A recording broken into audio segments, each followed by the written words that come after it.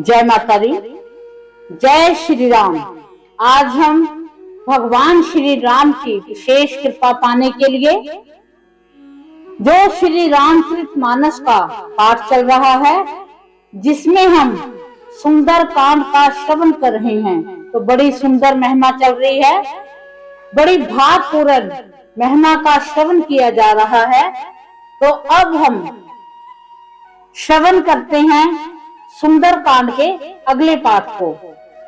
कपिपति bag बोलाए, आए जूठप जूठ, नाना वरण अतुल बल, बानर भालू बरूथ। वानरराज सुग्रीव ने शीघ्र ही वानरों को बुलाया। सेनापतियों के समूह आगे, बानर भालुओं के झुंड अनेक रंगों के हैं और उनमें अतुलनीय बल है। वह प्रभु के चरण कमलों में सिर नवाते हैं। महान बलवान रीछ और वानर गरज रहे हैं। श्री राम जी ने वानरों की सारी सेना देखी, तब कमल नेत्रों से कृपा पूर्वक उनकी ओर दृष्टि डाली। राम कृपा का बल पाकर श्रेष्ठ वानर मानो पंख वाले बड़े पर्वत हो गए। तब श्री राम जी ने हर्षित होकर प्रस्थान किया। अनेक सुंदर और शुभ शकुन हुए, जिनकी कीर्ति सब मंगलों से पूर्ण है। उनके प्रस्थान के समय शकुन होना यह नीति है। प्रभु का प्रस्थान जानकी जी ने भी जान लिया। उनके बाएं अंग फड़कने लगे, मानो कह देते हैं कि श्री राम जी आ रहे हैं। जानकी जी को जो शकुन होते हैं, वही रावण के लिए अब शकुन हुए।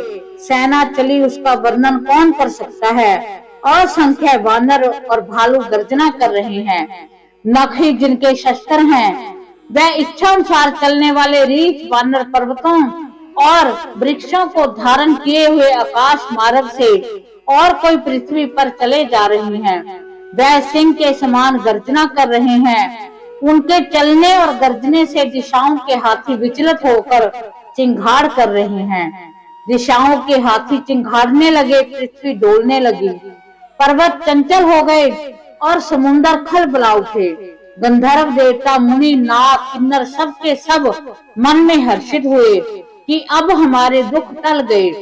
अनेकों करोड़ों भयानक वानर योद्धा कटकटा रहे हैं और करोड़ों ही दौड़ रहे हैं। प्रबल प्रताप कौशल नाथ श्री रामचंद्र की जय हो, ऐसा पुकारते हुए वह उनके गुण समूहों को गा रहे हैं। उदार सर्पराज शेष जी भी सेना का बोझ नहीं सह सकते। वह बार बार मोहित हो जाते हैं और पुण्य पुण्य कच्छप की कठोर पीठ को दांतों से पकड़ते हैं।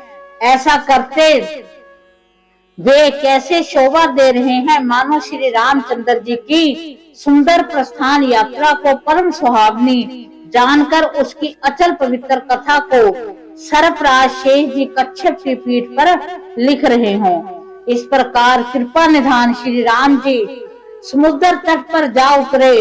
अनेकों रीछ वानर वीर जहां तहां फल खाने लगे। वहां जब से हनुमान जी लंका को जलाकर गए, तब से राक्षस भयभीत रहने लगे। अपने अपने घरों पर सब विचार करते हैं कि अब राक्षस कुल की रक्षा का कोई उपाय नहीं है। जिसके दूत का बल का वर्णन नहीं किया जा सकता, उसके स्वयं नगर में आने पर कौन भलाई है। दूतियों से नगर वासियों के वचन सुनकर मंदोदरी बहुत ही व्याकुल हो गई। वह एकांत में हाथ जोड़कर अपने पति रावण के चरणों में लगी और नीति रस में पगी हुई वाणी बोली कि हे प्रियतम, श्री हरि से विरोध छोड़ दीजिए।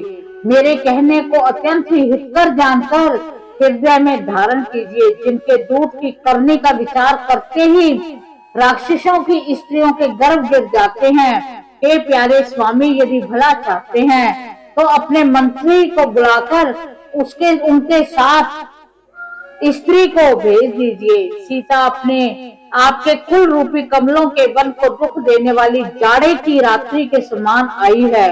हे नाथ सुनिए, सीता को दिए बिना शंभु और ब्रह्मा के किए भी आपका भला नहीं हो सकता।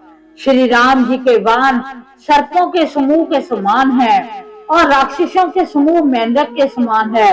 जब तक वह इन्हें ग्रस्त नहीं कर लेते तब तक हट छोड़कर उपाय कर लीजिए।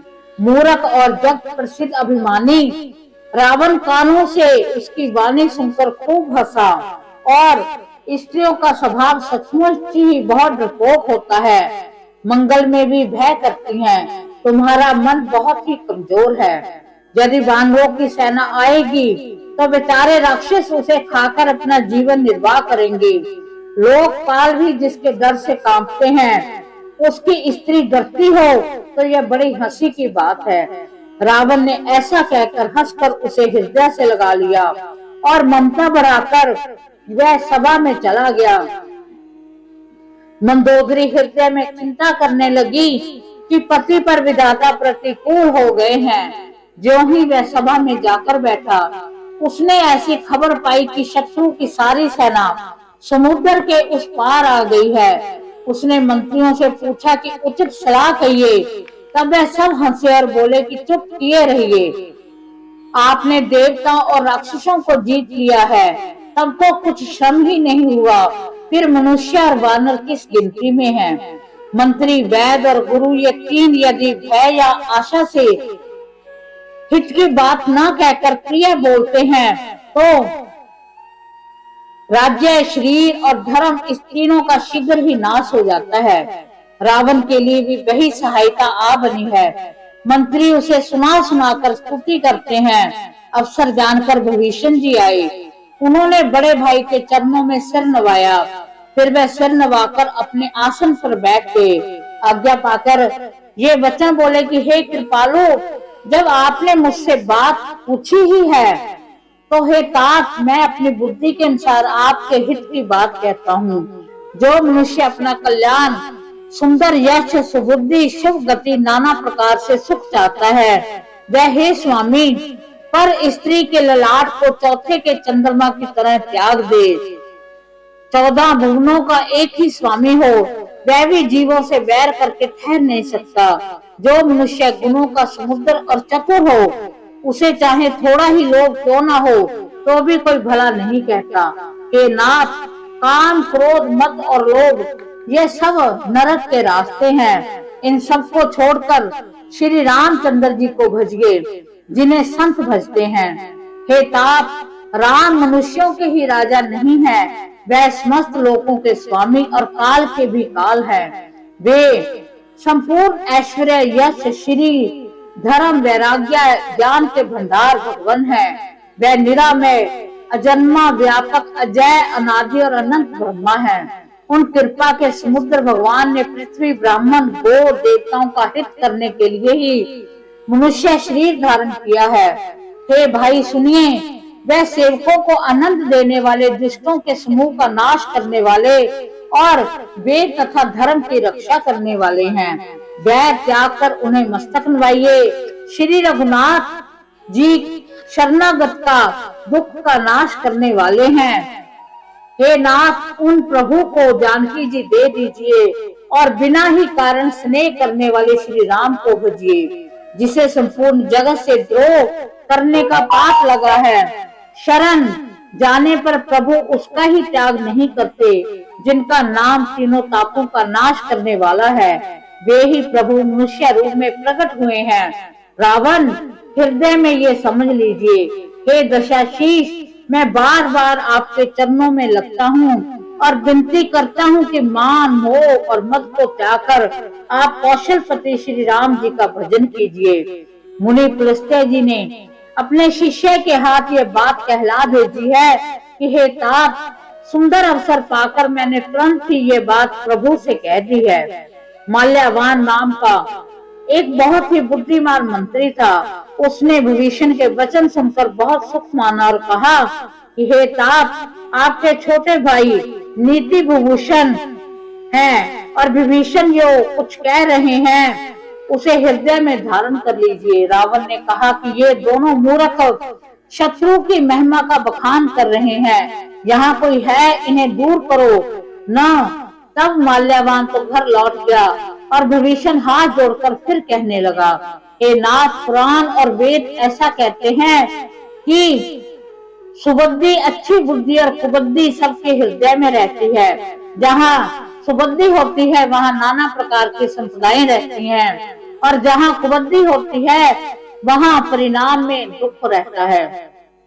आपके हृदय में उल्टी बुद्धि आ बसी है, इसी से आप हित के अहित और शत्रु को मित्र मान रहे हैं, जो राक्षस कुल के लिए काल रात्रि के समान है। उन सीता पर आपकी बड़ी प्रीति है। हे तात, मैं चरण पकड़कर आपसे भीख मांगता हूँ, विनती करता हूँ कि आप मेरा दुलार रखिए, श्री राम जी को सीता दे दीजिए, जिससे आपका अहित ना हो। विभीषण ने पंडितों, पुराणों, वेदों द्वारा समस्त वाणी से नीति बखान करके कही, पर उसे सुनते ही रावण क्रोधित होकर उठा और बोला कि रे दोस्त, अब मृत्यु तेरे निकट आ गई है। अरे मूर्ख, तू जीता तो है सदा मेरा जिलाया हुआ, पर हे मूढ़, पक्ष तुझे शत्रु का ही अच्छा लगता है। अरे दोस्त, बता ना, जगत में ऐसा कौन है जिसे मैंने अपनी भुजाओं के बल से नहीं जीता हो। मेरे नगर में रहकर प्रेम करता है तपस्वियों पर, मूर्ख, उन्हीं से जा मिल, उन्हीं को नीति बता। ऐसा कहकर रावण ने उन्हें लात मारी, परंतु छोटे भाई विभीषण ने लात मारने पर भी बार बार उनके चरण ही पकड़े रखे। भगवान शिव कहते हैं कि हे उमा, संतों की यही बढ़ाई है कि वे बुराई करने पर भी बुराई करने वाले की भलाई ही करते हैं। विभीषण ने कहा कि आप मेरे पिता के समान हैं, मुझे मारा तो अच्छा ही किया, परंतु हे नाथ, आपका भला श्री राम जी के भजनों में ही है।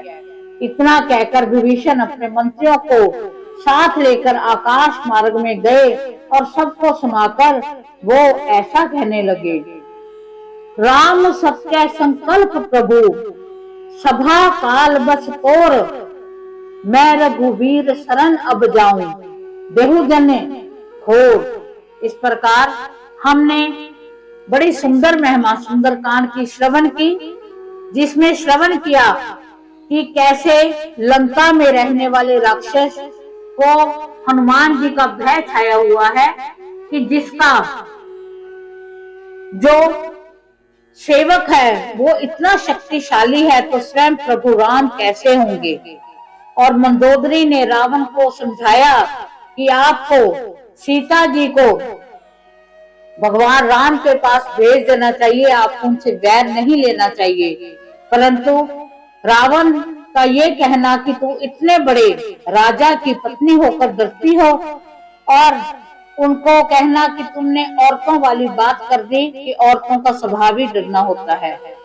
ऐसे ही विभीषण ने भाई रावण को समझाया कि ऐसा ना करे, भगवान वीर जो भगवान श्री राम है उनके चरणों की सेवा करें, उनका नाम रटे और सीता जी को वापस लौटा दे। परंतु अंजाम में रावण ने उनको लात मारी और उनको कहा कि तू उनकी शरण में चला जा।